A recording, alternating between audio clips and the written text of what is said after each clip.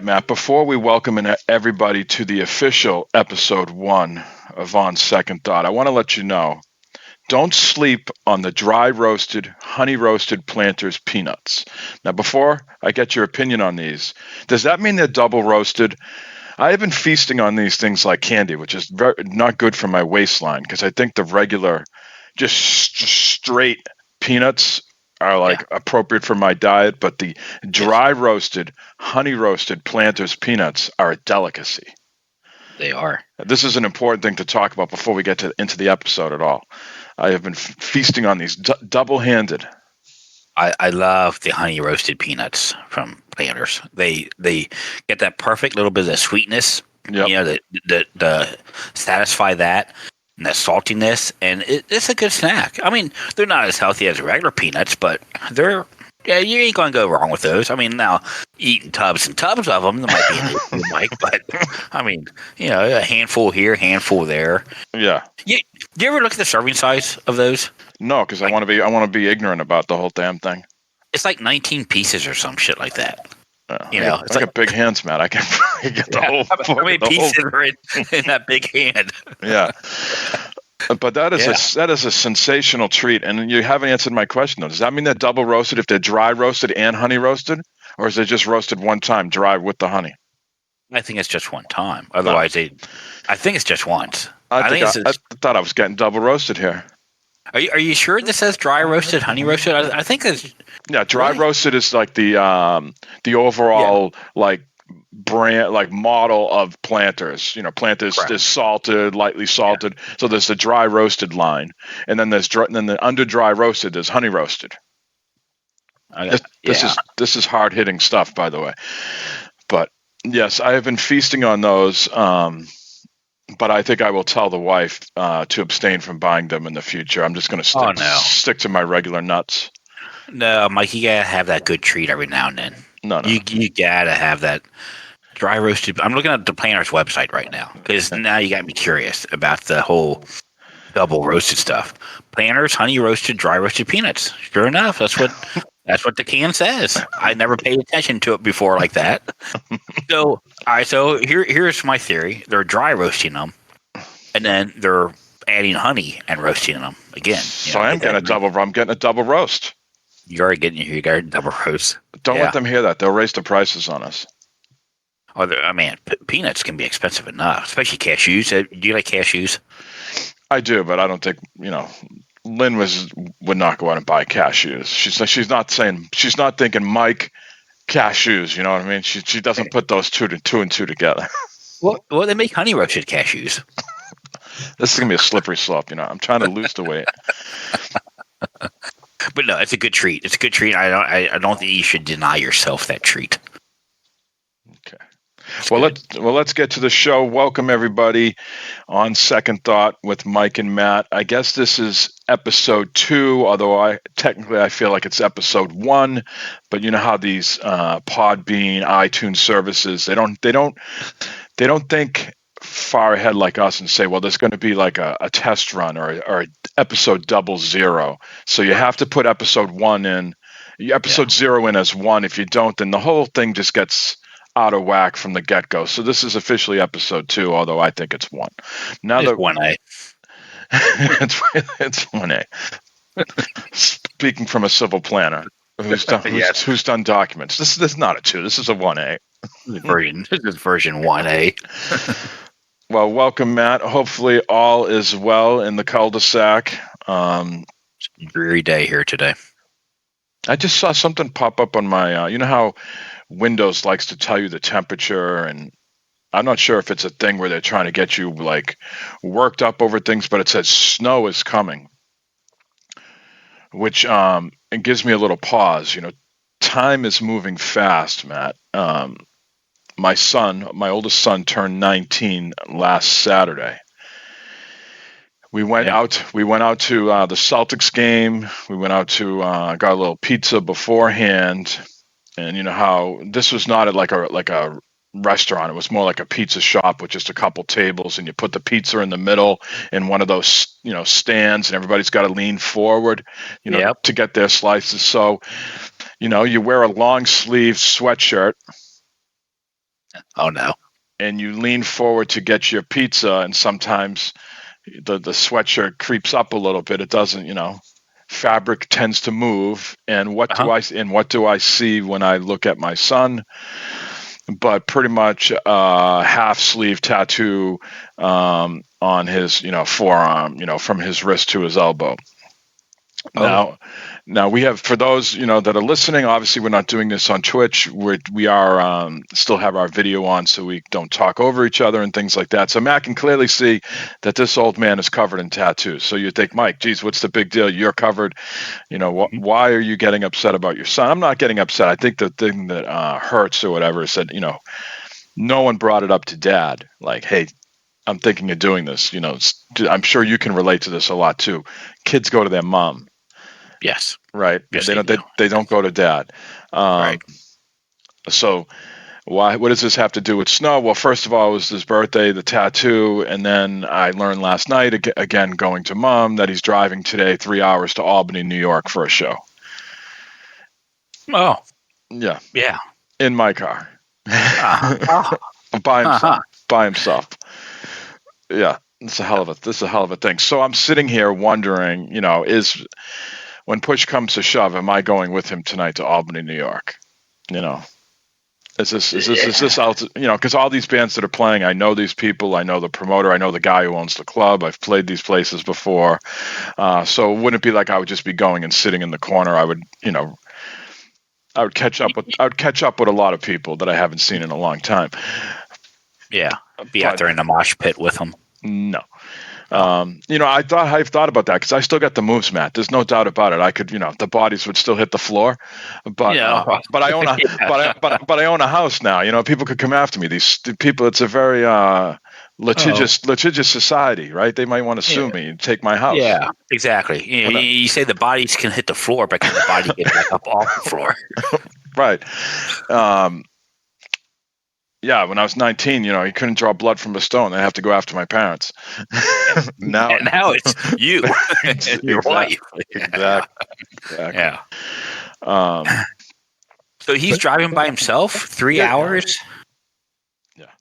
Yeah. I'd be even, my oldest, he's 21. I would be a bit apprehensive of him driving 3 hours by himself to a goddamn. Yeah. And then he's not staying overnight or anything. He's coming back. Yeah. Yeah, I don't know, man. Yeah, my wife and I come from this is what we did at his age. I remember driving to New York City by myself, going to shows. Of course, didn't tell the parents or anything, but it was a different time back then. You didn't have the cell phones, you didn't have all that type of stuff. But yeah, so.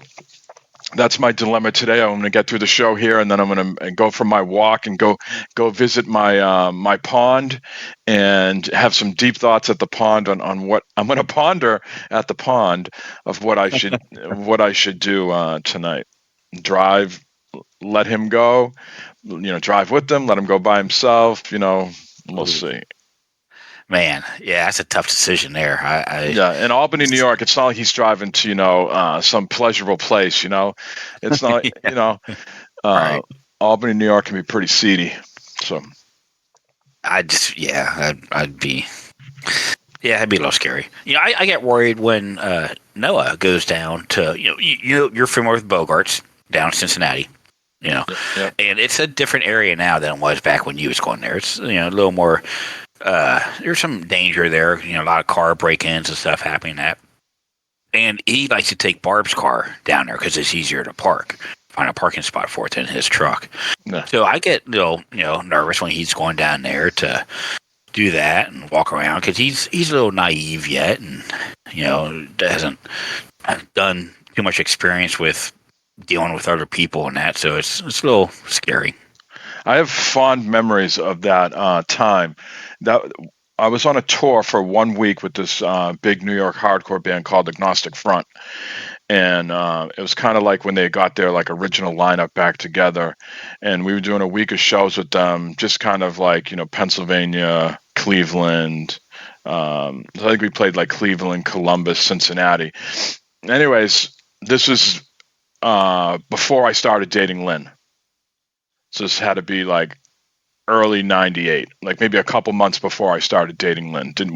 Maybe I was talking to her, but I don't think we were dating or anything like that. So we were playing Columbus, and it just so happened, every dog has its day, Matt. Yes. The drummer of Agnostic Front found a woman to saddle up with. I found a woman to saddle up with, and I remember both of us. These two women were friends, and me and the drummer were leaving together. So four of us were leaving together, and I go, I probably had a few in me, and we were leaving, and I'm yelling out the window, "Tomorrow, Cincinnati, the Big Red Machine, let's go!" And I could still remember that. I remember playing on Bogarts too. It was a big stage. It's a big stage. Yeah. No likes going down there. Yeah. He likes that place. So we got to think about what's going to happen tonight. We'll figure it out at some point. Good luck. I was thinking the other day, I think we stopped doing bad fodder figures, at the end of October 2021? Is that right? That sound right to you? Yeah, I want to say it was sometime during the whole COVID thing. Yeah, was it October 2020, 2021, somewhere around that range? Yeah. I want to say 2021. So yeah. I want to say it's been a little over like 2.5 years since we've podcasted. I want to say maybe in the last 6 to 8 months, as I got, when you stop doing podcasting like we had been doing consistently, you did the 40 cast, I was doing Gamers in Beta, and then there was Gamers Unscripted, and also I was on the 40 cast, and then Bad Fodder Figures. There needed to be like a sort of like a cleansing of the palate, right? Just get it out of your system, just not think of it. And I'd say in the last 6 to 8 months, as I started to listen to more podcasts myself, and the wheels started turning in my head, and I was like, maybe I'll do my own show, like a 30-minute show, because I still follow the gaming news. I still like to talk about it. And that was, I forget what I told you. I think I wanted to do a show. I think I was going to call it like, Let Me Clear My Throat. Yeah, that's what it was. Right, yeah. Something like that. Because, I have all these throat issues with my acid reflux and stuff like that. So it was a little play on that. It was just like a 30-minute show.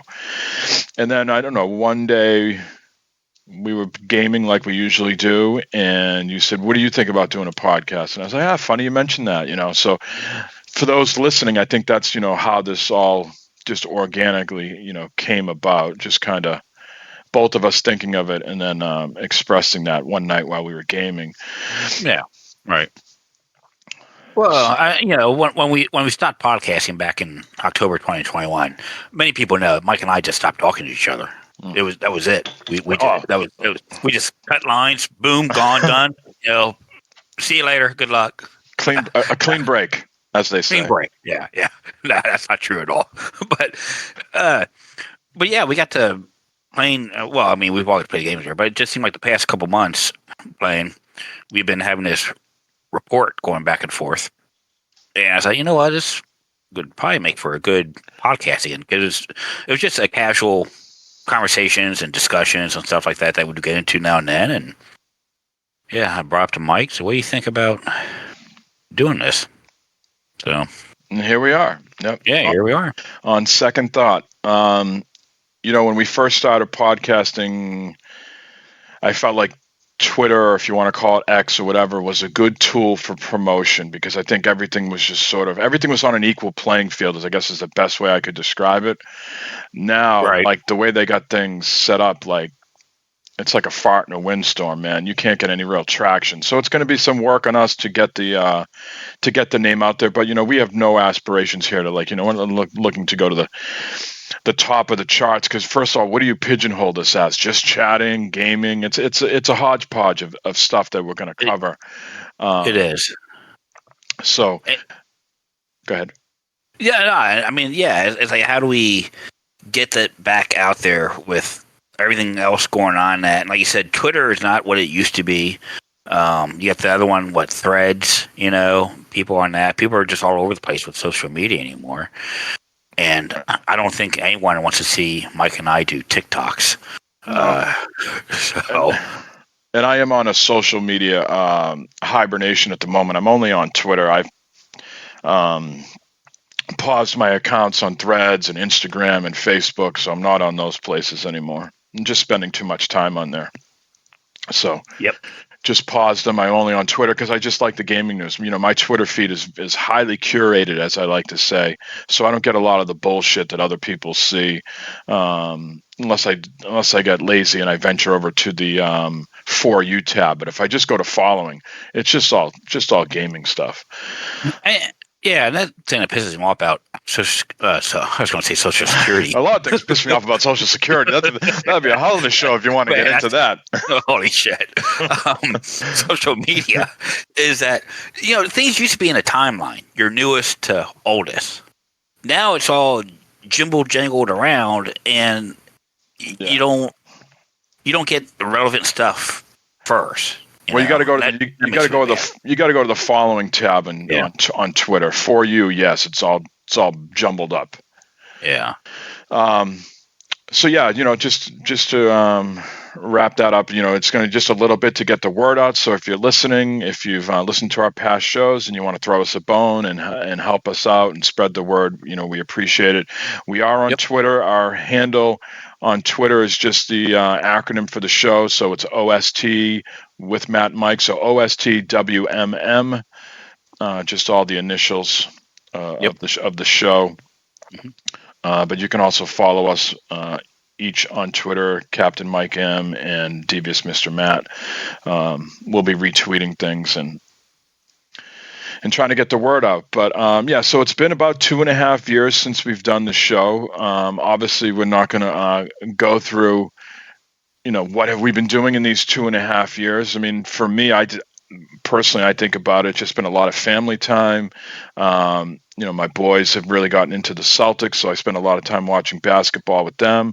I went through a major kitchen renovation, which would have been a hell of a topic to discuss each week on Bad Fodder Figures, but I came out on the other side of that okay. But I think, one thing I wanted to talk about at some point here is, just maybe change in gaming taste over the 2.5 years. But before we do that, Matt, is there anything, you feel that, have changed for you over the 2.5 years? Anything that we should discuss or cover? Well, I think most recently, my gaming habits have changed somewhat. I'm not much, I still console game, but I bought a new PC back this past summer. That nice PC pre-built type of thing. We got to pour one out for the poor. Do you still have the Dell? Is it mounted on the wall? Where is it? It's in a museum. It's in a museum. It's in a museum. Yeah, Matt's last Dell. with all the dust bunnies in it. Oh my gosh! Yeah, I'm afraid I would be afraid to open that thing up and see what was inside there. Probably your missing cat. The cat that ran away. It never went outside. It's just inside your Dell. It's nice and warm. The computer. Meow, meow. It's cold now because it doesn't get no heat because it's not on. Oh. Yeah, so I didn't buy a Dell this time. I got myself an Asus. Asus. Some people say. It's pretty sweet. It's nice. It does all the things I want to do with gaming, and so the question we have to ask is: you're one of the guys that decided this generation for gaming, you would just go in one platform. Before you had an Xbox One and you had a PS4, and then this generation, I would think, correct me if I'm wrong, with Game Pass and things like that, you said, I'm just going Xbox. Yeah. And so my recollection, that was working out well for you, just being on the Xbox Series X. So was it just a question of like, hey, the Dell's getting a little long in the tooth and it's not like as snappy as it needs to be, so I need to upgrade my PC anyway, so while I'm upgrading it, let me add some bells and whistles so it can be a gaming PC? Or was it like you were dissatisfied with the Xbox and you wanted to get into PC gaming? Well, I think the biggest part of it was, I mentioned this also, I bought a Steamdeck back in early summer, I guess it was. Early summer, late spring, I bought a Steamdeck. And just from playing that and playing games on it and getting back into Steam, and, the Steamdeck's a powerful little piece of equipment that can do a lot. And, plays games greatly and very clearly. And I thought, man, some of these games would look good on PC. And of course, my Dell at the time couldn't run most of that stuff at high levels and that. So I thought, you know what, I'm getting a lot more Steam games. Let's maybe look at getting a new PC. And that's kind of where that came from. And with Game Pass,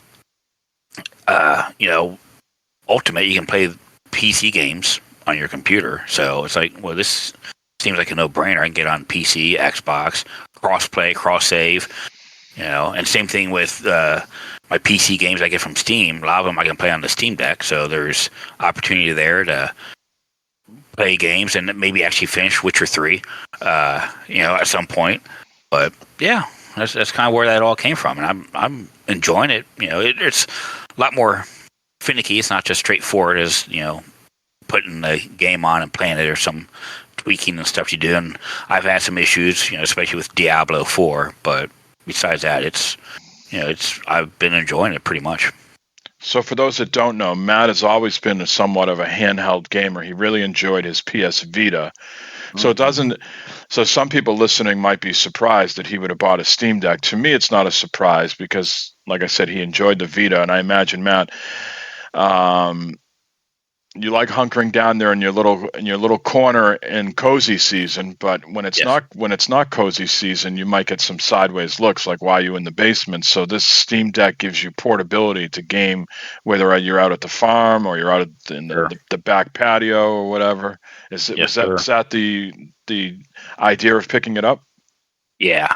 In the summertime, when it's warm out, my wife likes to sit outside and read on her Kindle or read an actual book and just sit outside.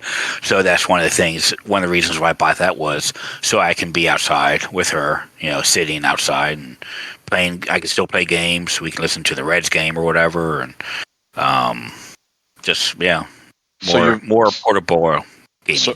So you're playing the game on like low volume? Like if she's reading a book, like if she's really invested in a book and you're friggin' sitting there playing, Dave the Diver on full blast, like she's like, I can't read this book, Matt. Like how do you approach that? You have headphones on? You just got it low? You're just playing games where you don't necessarily need the volume like a Diablo or something? I've got a earbud. I'll put one earbud in. So you're half listening to her, I'm half listening to her, which she's totally used to for 20 plus years. Nothing new there, I'm half listening to the Reds game, or if we have music on, and then half listening to the game and what other stuff is going on outside. See, my family doesn't really like me, Matt. So if I go upstairs to like watch a Celtics game or do anything with them, whether I have the PlayStation Portal or the Steam Deck, I immediately get sideways looks like, what the fuck are you doing? Like we're trying to watch this game and all we're hearing is, the tapping of the buttons, or if they don't hear the buttons, they're like, they get upset that I'm not watching the game like, minute to minute. Like you should be watching the game. Like respect the game, sit up there and watch it and game later.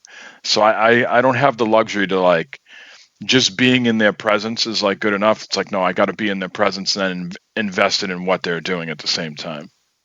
Yeah, totally different situation for me. Yeah. And Barb could care less. If she's up there watching some silly show on Netflix or whatever, I could be sitting on a couch doing, whatever. Yeah. I could be helicoptering or something like that, and she would not pay any attention. It would just be whatever she's watched on TV, It's a hell of a thought. Yeah.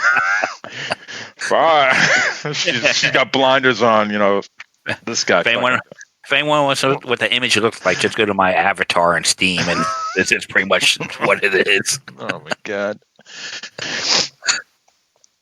So you're happy with both purchases. You feel like the Steam Deck, you're getting a lot of use at. You'll be getting a lot more use now that baseball's coming up and the nicer weather.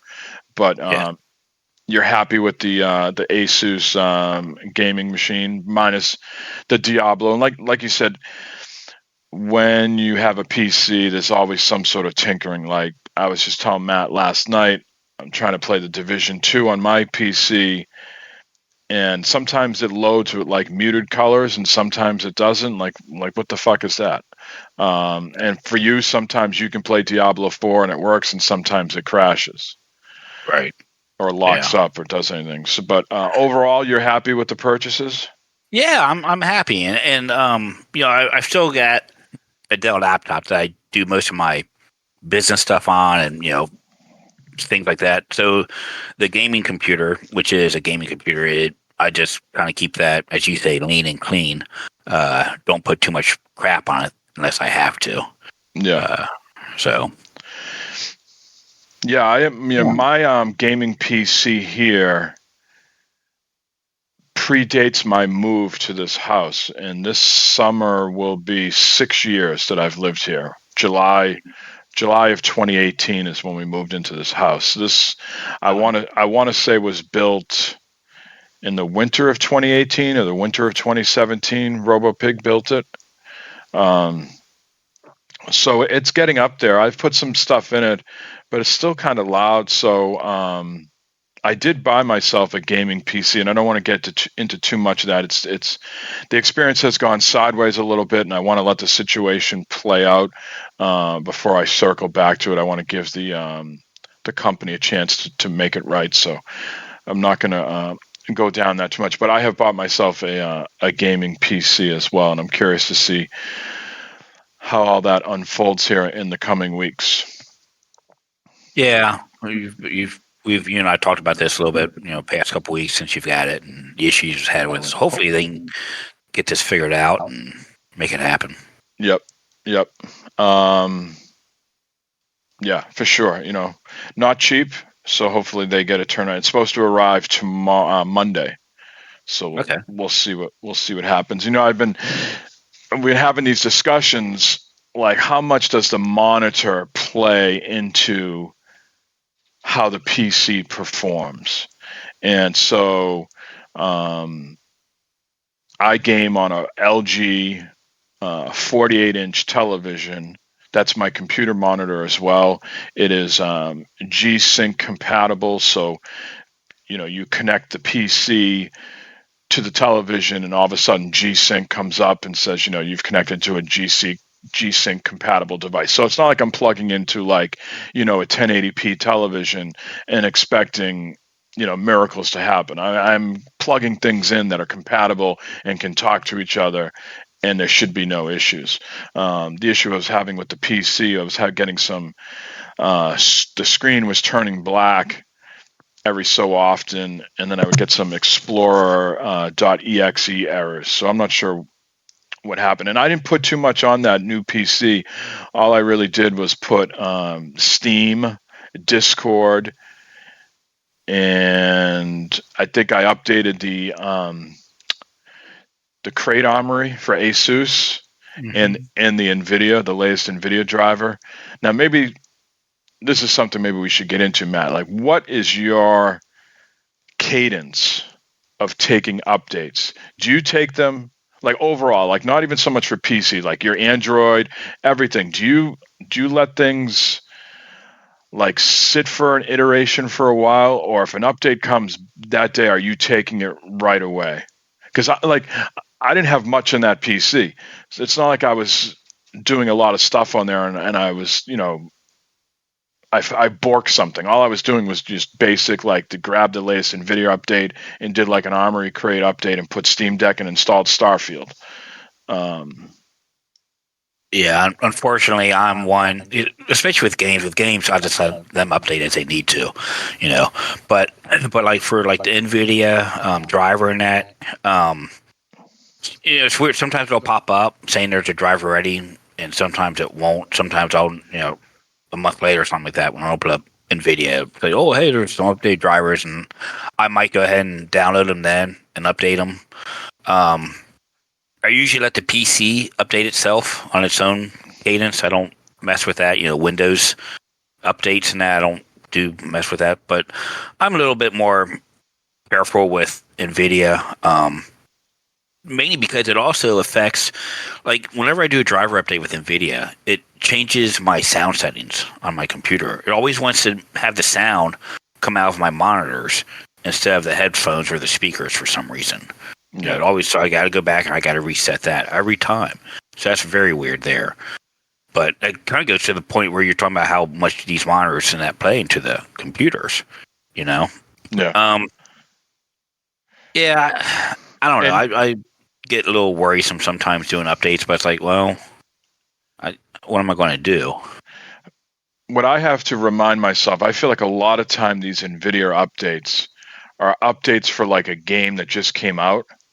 Yeah. So like if you were playing Helldivers 2, I feel like NVIDIA would put out an update shortly after that to do something to enhance that game or to fix the problem that they detected with that compatibility of that game. So I have to tell myself, don't take the update, Mike. You're not playing anything new right now. You're playing game blah, blah, blah from 5 years ago. What the NVIDIA update's going to do right now is not going to impact what you're doing game-wise. So maybe just wait. Correct. Yeah. Just wait out. So I don't know if I took the update too quick and it wasn't ready for prime time and it hurt. When I talked to the tech people at the company, they were saying they thought it was a driver issue, a GPU driver issue that was causing the problem. Which could have been from NVIDIA. Yeah. So, yeah. I know there's. I'm sorry. Go ahead. Well, with the game stuff, I was just going to say you're in a no-win situation there. You have to take those updates because otherwise you can't play the game, right? Yeah, a lot of times they don't even start. Yeah. Yeah. I know there's people too. I've never done it, but you can roll back them NVIDIA drivers also. I've never done it, but I guess you could do that. Also, go to an earlier version or something like that. I reset Windows twice on that machine, and it still had the issues. So but I think when you do that, though, I don't think it like resets the drivers. Oh, I think it just, I think the drivers, whatever latest drivers you download and do, those stay. Okay. I think it just resets Windows. I'm not 100% sure. I'm not a computer guy. So. Yeah, I mean, they said I could go into the BIOS and do like the ASUS like secure erase, which totally wipes Windows completely off your machine. So when you boot it up, it just boots up into the BIOS, and then they would have had to send me like Windows like on a USB drive. Mm-hmm. And I was like, I got a busy week at work last week, and we're launching a new product at work, so my time during the day to troubleshoot these things has been less and less. And at night, I just want to relax and game. I don't want to be troubleshooting this shit. So I sent it back to them, and it's coming back on Monday. So we'll see how it goes. See how it goes. Yeah. Yeah. Maybe do a little bit of tinkering with it, but I want to go too balls in with it. No. I am not even going to log into Windows with my usual Windows user ID because I don't want any of that OneDrive. I have a separate Windows ID now that's not going to know who I am. We discussed this offline. My only question is, though, at some point I might want to take advantage of the Xbox, PC Game Pass. Once I log into Xbox, is then all that like OneDrive stuff going to like kick in? So I think the first thing I'm going to do, not the first thing, but before I decide doing the Xbox thing, I am going to go into the start menu and turn off OneDrive and all that stuff. Maybe that, I don't know if that was an issue. I uninstalled OneDrive and I uninstalled Teams when I got the PC. I don't know if that, borked things. I can't imagine, but Microsoft's got this shit so intertwined in their operating system that stranger things have happened. Yeah, but what I do with mine is when I got this, I went into the applications menu, your startup, and I disabled those from even starting when you restart your computer and that, so they don't. Yeah, they're just disabled. They're not uninstalled. They just won't run. Right. Yeah, that's the same. That's what I'm going to do. I really, like Steam was trying to release these like Steam boxes years ago. That's all I really want this PC to be, is like a Steam box. I just want to open it and play PC games and Xbox games. Right. Why? I have Xboxes, I have PS5s. Why am I doing this, Matt? I don't want to go down a dark place here, but I don't feel like I am in the greatest health, and I don't feel like I have a lot of time left. and I want to get I want to enjoy things before the fucking bell rings. You know what I mean? I hear you. Yeah. I've lost weight. I've doing the mental health and the physical health, but my insides still feel terrible. No matter what I do, I think I've done some sort of irrevocable harm inside my system. And so I just think these next 10 to 15 years are going to be a tough go, and nothing's guaranteed. So I don't want to be a guy that works to the bone and not enjoy things. So fuck it. I bought myself a gaming PC, and just try to enjoy things as best I can. Yeah, I'm kind of in the same boat. My mom died at 52. My brother died at 53. My uncle died at 53. And that's all on my mom's side. Yeah. And my sister, she just turned 60. She's going to be 61 this year. So she's on borrowed time. We always say, well, hell, you're on borrowed time. Because my brother that died, my sister, and me both take after my mom's side of the family. Okay. We're short, we're stumpy, whatever. Heart issues, all that stuff. Yeah. And so, me just turned 50. It's like, okay, so what's up now? I'm going to the doctor March 26th, my regular physical. I'm seeing a new doctor. I'm actually going to a new doctor. Because what I had before, it just seemed like he was just going through the motions. Yeah. And so I'm going to a new guy. He's a little bit younger. My sister goes to him. She really, really likes him. He seems to really care and talk to you about stuff. So I'm looking forward to actually seeing him here in a couple of weeks and talking about some stuff that's been going on, some new things that have been popped up with me and that. I know gotta hate when things just pop up randomly. Yeah. Hey, you know what? That still works. We're good there. As long as that still functions, I'm okay. I don't care. I don't want to cast light on what just make a joke on what you were just saying there. But I listen to a lot of sports radio, and I hear like those erectile dysfunction ads, ED ads. Yeah. Uh-huh. I'm like, who are those people? Because fucking the slightest breeze gets me going. The slightest breeze, the wife just walks by in a certain way, just a certain glance. It's fucking go time. It's go time. It's go time. Get down.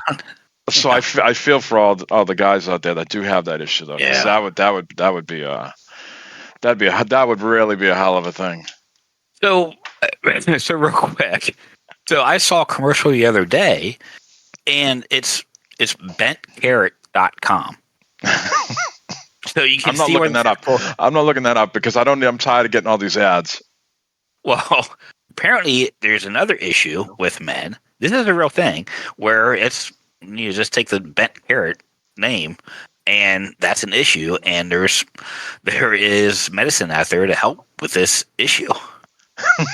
You mean like people like to straighten it out? Is what you're saying? Yeah, I guess. Well, I guess some dudes are bent because it's so top heavy that it's gravity fucking makes it fucking gravity bent. The hell of a thing, ain't it? No, I'm not saying I have that issue. No one can see the camera, but I think it's because of this. I think because it goes this way instead of I think it's because it's doing something like this. Oh, at least that's what I'm getting from the commercial. So it's not bending in the way that you would think it would be. It's bending in some other way. Like a banana. Yeah. There it is right there. Exactly. I remember this story. I was working one of my first professional jobs.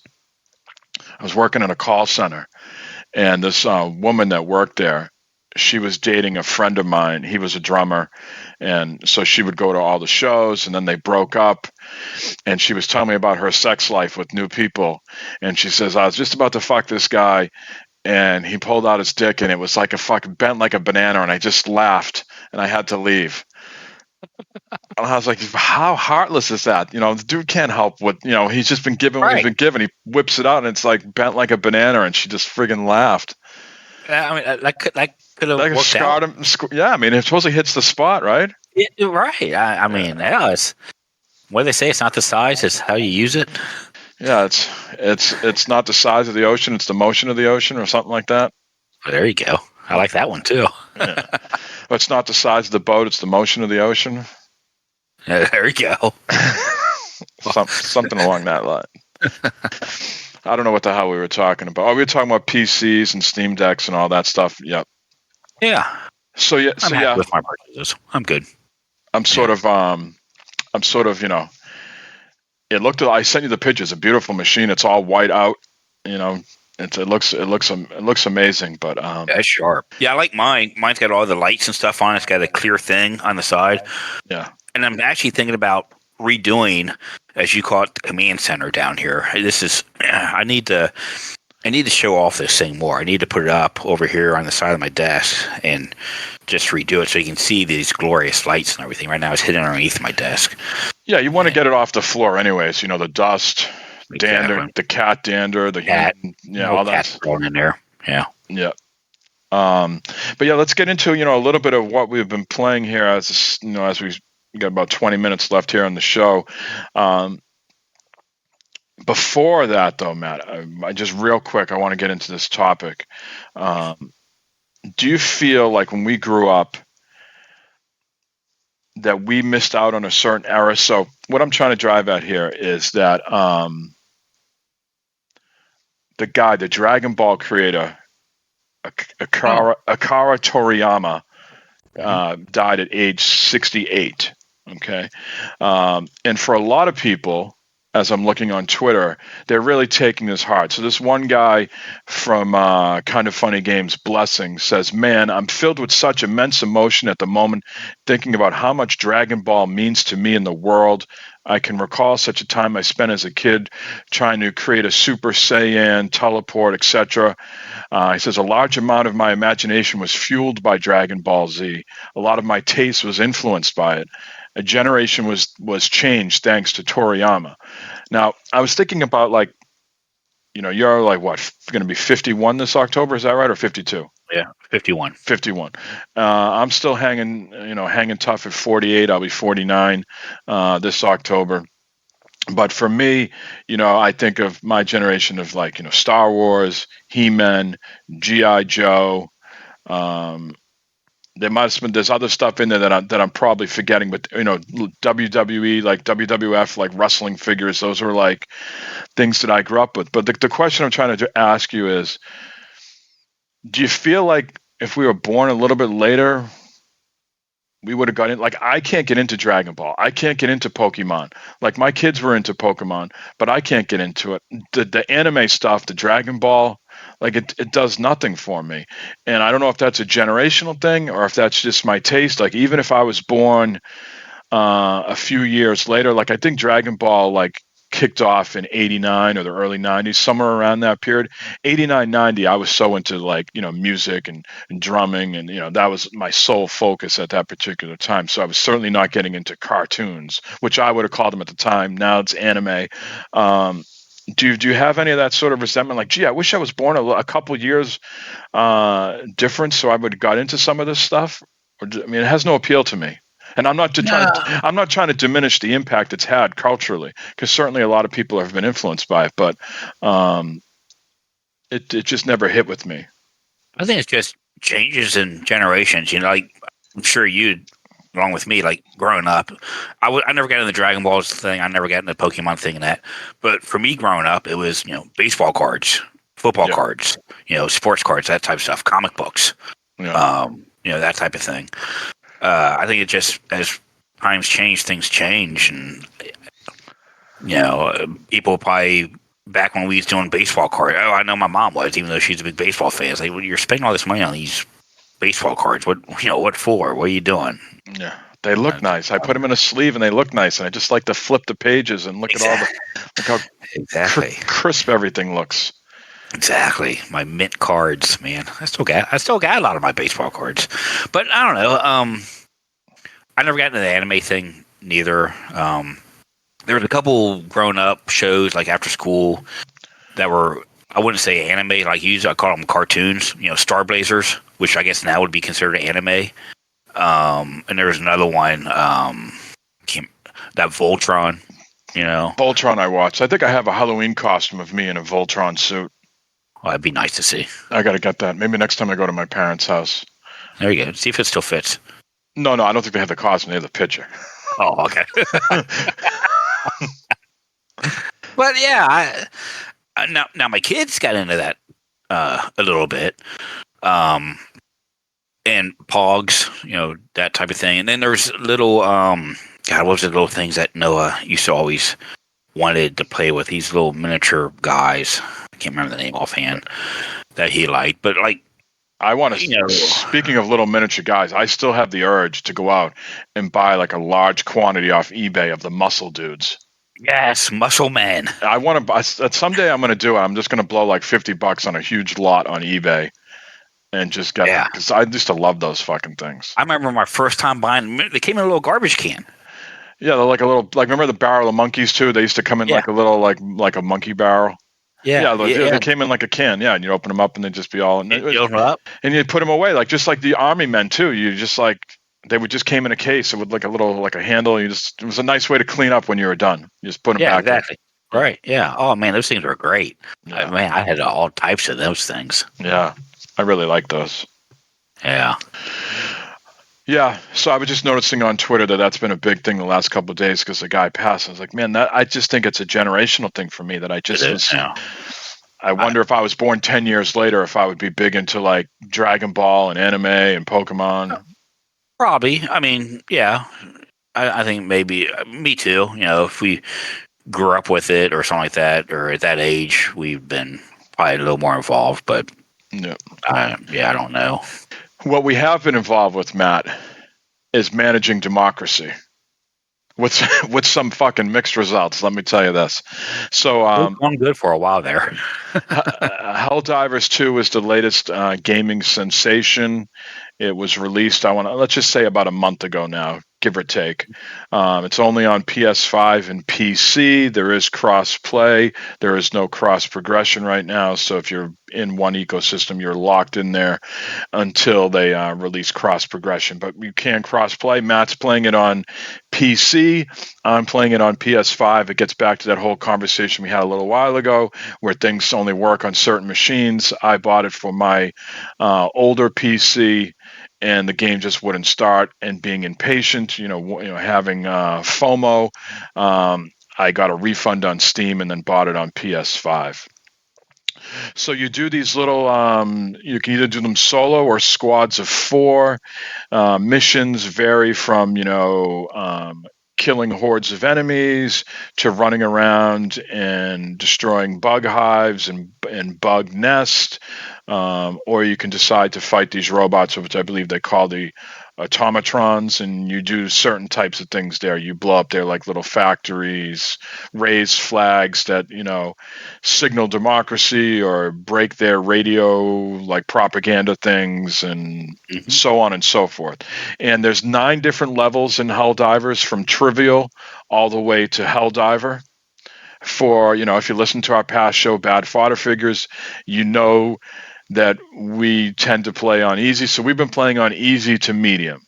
And the more difficult you play, the more things you can earn. So you earn these medals that you can buy, either cosmetics, you can buy guns, and then you earn repository slips. We're going to do a show at one point and discuss all these gaming currencies. We're not going to do that this show, but there is a trend in a lot of games to have all these currencies. And why does this happen? Does it need to happen? But anyways, in Helldivers is these repository slips which you can spend to unlock stratagems, which are things that you call down to aid you in the fight of democracy. And so the harder you go up in level, the more that you can earn, the more that you can buy. Thus, you level up your character quicker.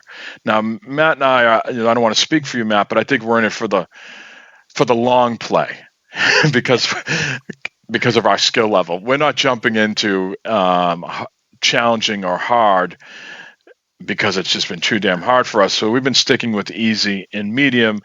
Yes. With some fairly good results. I think I'm around level 20, 21 right now.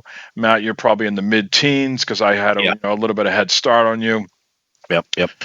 And so everything was, we were comfortable in that realm of it was just me and Matt playing and we just wanted to catch up on the week and the game was kind of secondary, we would play on easy and whatever happened.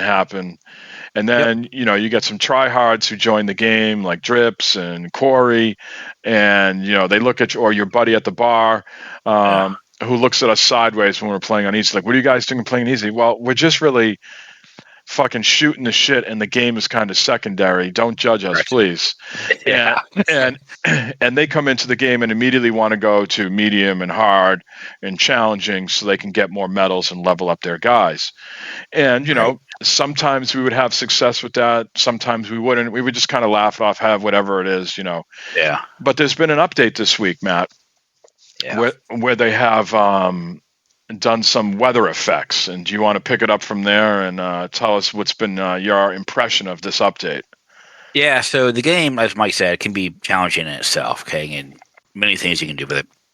But now there's an update this week where they added meteor storms, meteor showers to the environment.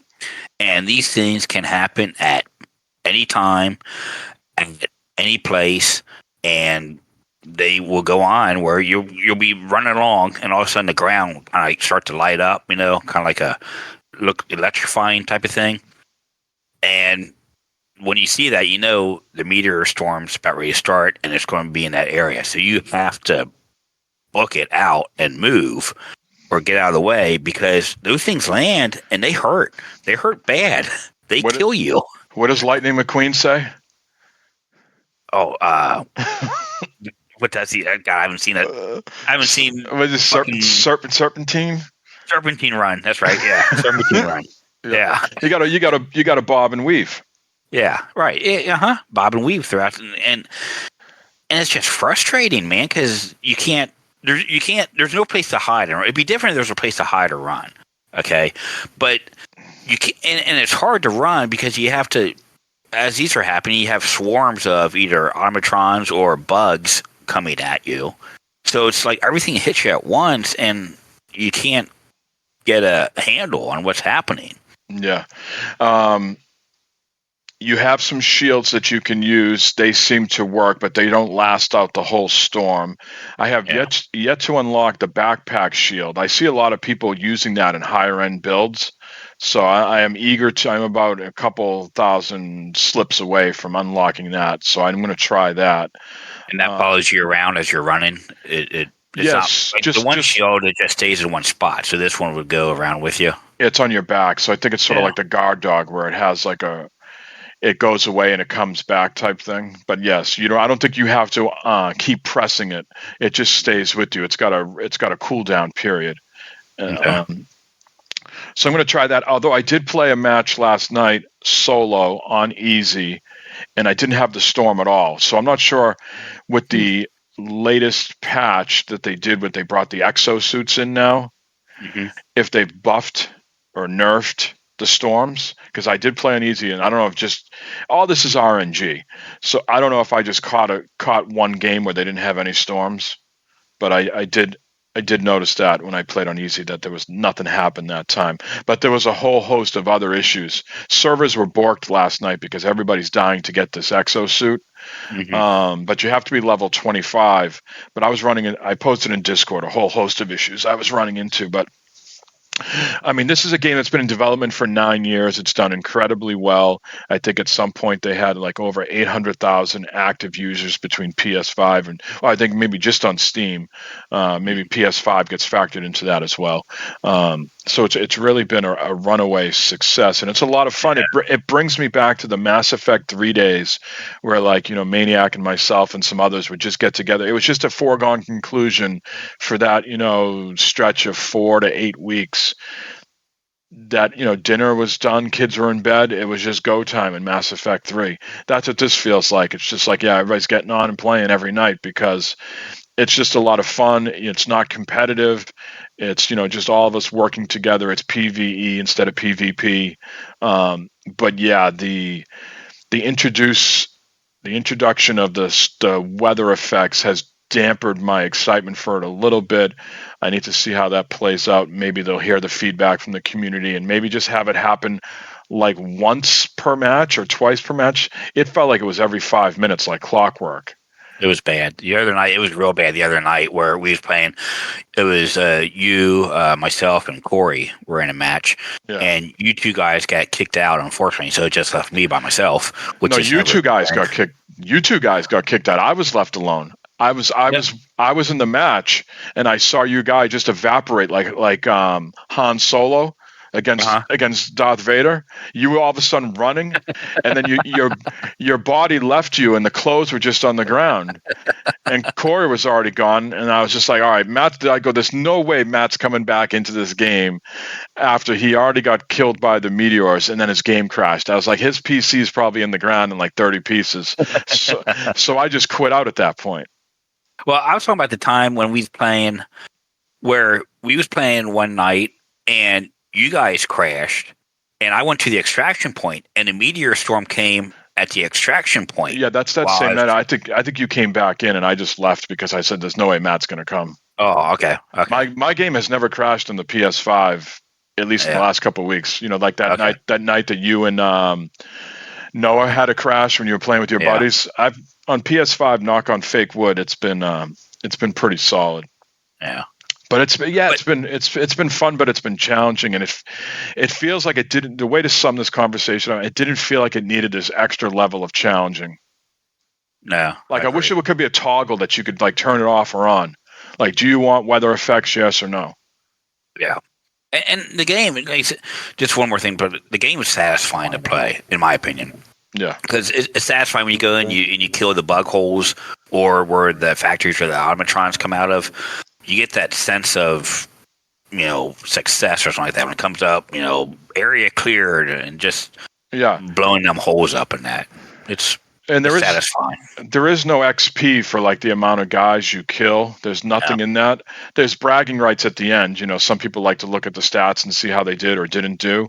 Mm-hmm. But I think a big thing when people need to play this game is realize they don't need to kill every enemy they see.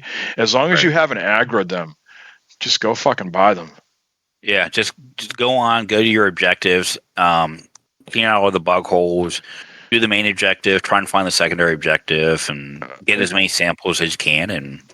And before we wrap this up and move on to another game we've been playing, I know there's one thing that you want to get off your chest about Helldivers when it comes to extraction. So the floor is yours. Get on the ship. Get on the ship. When the ship comes down and the doors open, it's time to leave. It's time to go home. I've encountered a couple players that either A, didn't know that like you don't get XP, so don't fucking use every single bullet, get on the fucking ship. Or there's one player who will remain nameless, who probably doesn't listen to the show anyways, but he likes to get down on his belly and crawl back into the ship in the prone position. I recrawl onto the ship because he knows it drives me crazy. Yeah. Well, that's lesson learned also. Mike and I have learned to holster our guns when the ship comes. And yes, that is friendly fire. No matter what you are using in this game, friendly fire is on. So even if you put a turret down, an EMS like tower or a Tesla thing, like a bug zapper, it does not differentiate between you and the bug. It sees motion and it zaps you. The other night when you threw that that Tesla thing down, and we're just running towards it, on like, zap. What happened? What the fuck just happened? But we had a good palate cleanser last night, Matt. We have for the fourth, maybe fifth time, I can't keep track. We have started our Division 2 playthrough again, and what a breath of fresh air. There's no friendly fire, there's no storms. God. It's just a solid game that we've been enjoying again. We're both playing on PC, so we're even though it is our let's just say fourth playthrough, we are seeing it through a different lens because of the visual quality, and because when a game has been, I know yesterday I read that it's been 8 years since the first Division game. So let's say that's been 6 years since Division 2. It's somewhere in that area, 5 to 6 years. A lot of quality of life improved. We're benefiting from a lot of updates. So we play this thing very buttery smooth, and just a great.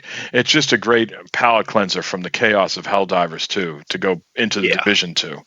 Yeah, a little more strategy, a little more of a slower paced game. It can get hectic at times when you're running and gunning, but it's more of a strategy game, take cover game type of stuff. So which is good. It's a nice change of pace. Yeah, it's a nice change of pace. It's also it's nice to have. I don't know if you want to call it like nostalgia or smell the roses type moments where like you play the game and you feel like you're experiencing it again for the first time, but still you just remember I remember playing Division 2 a lot with former co-hosts of the 40 cast, playing with Bibbs and others, Scar, Chase. Just playing that game. Division 2 brings back just a lot of gaming community memories. So I don't know how long. I think I'm just going to keep playing it until I've consumed all the content. I think once you start going into the world tiers and then start building out having all what do you call them, your armor being all the same brand and all that stuff. I think that's when my eyes tend to glaze over and I peace out. And you start worrying about your gear score than you do the other stuff. Yeah. It's one of them games where, Mike, where we play, we finish it, but then it gets into, like you said, the world tiers and all that stuff to where, like now when you play now, you clear a checkpoint, the checkpoint stays clear throughout the game. Yes.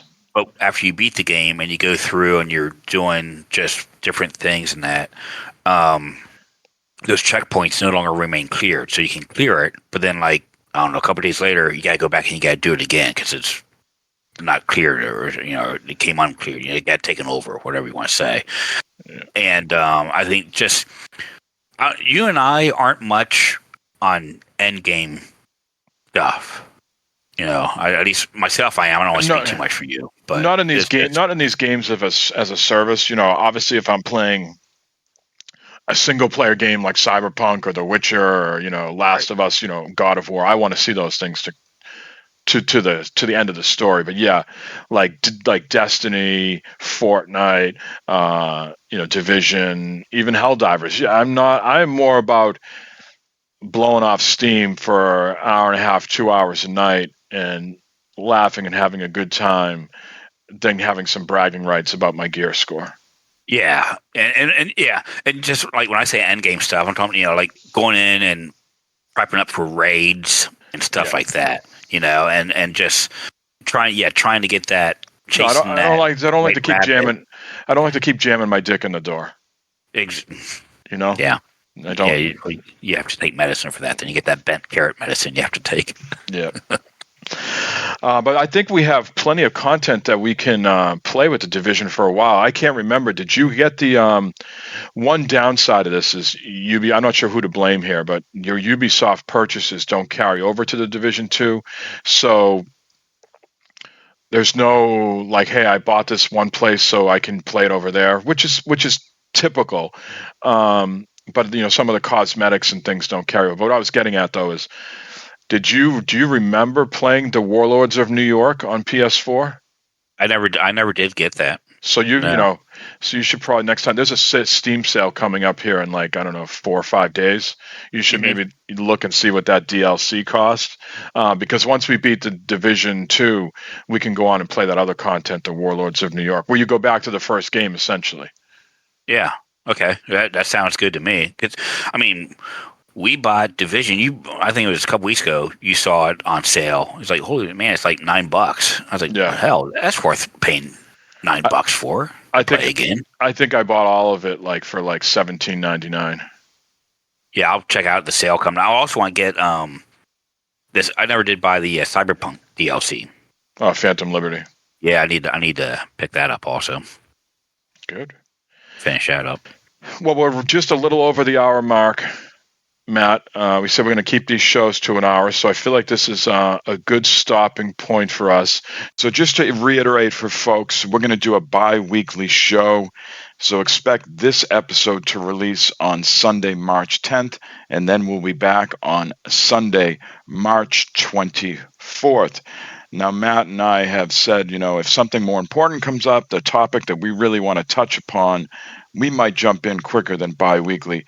But for now, you can at least expect us to record every 2 weeks. So we're going to wrap it up here. This has been episode 2 of On Second Thought with Mike and Matt. It's great to be back in the saddle, recording again. Please spread the word. Let your friends, family, enemies, and cohorts know where to find us on all social media apps. And again, you can follow us on Twitter at OSTWMM. Great to be back, and we'll talk to you all in 2 weeks. Take care.